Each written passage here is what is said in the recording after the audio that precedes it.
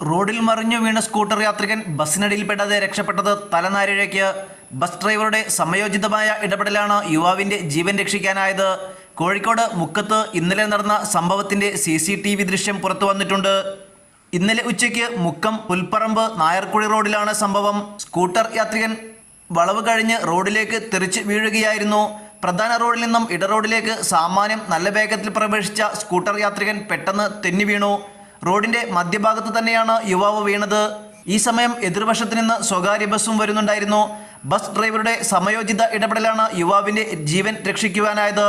Driver bus ഉടനെ ഇടത്തേക്ക് വെട്ടിച്ചതിനാൽ scooter യാത്രക്കാരൻ ബസ്സിനടിയിൽ വീഴാതെ രക്ഷപ്പെടുകയായിരുന്നു. യുവാവിനെ ഇടിക്കാതിരിക്കാൻ റോഡരികിലെ മതിലിന് സമീപത്തേക്കാണ് ബസ് ഓടിച്ചു കയറ്റിയത്. ബസ് മതിലിൽ ഇടിക്കാതെ കഷ്ടിച്ച് രക്ഷപ്പെടുകയും ചെയ്തു. റോഡിൽ വീണ സ്കൂട്ടർ യാത്രികൻ ഉടനെ സ്വയം എഴുന്നേറ്റ് നിന്ന് ബസ്സിനോട് പൊയ്ക്കൊള്ളുവാൻ ആംഗ്യം കാണിക്കുന്നുമുണ്ട്.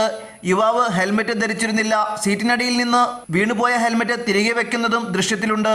യുവാവിന് പരിക്കൊന്നുമില്ലെന്ന് ഉറപ്പാക്കിയ ശേഷമാണ് ബസ് യാത്ര തുടർന്നത്. News desk news 99.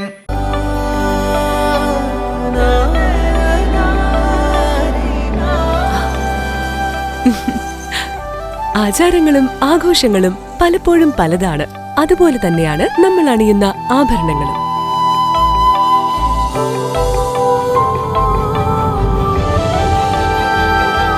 ജീവിതത്തിലെ ഓരോ നിമിഷങ്ങളും അവിസ്മരണീയമാക്കുന്നു ആസാദ് ഗോൾഡ് ആൻഡ് ഡയമണ്ട്സ്.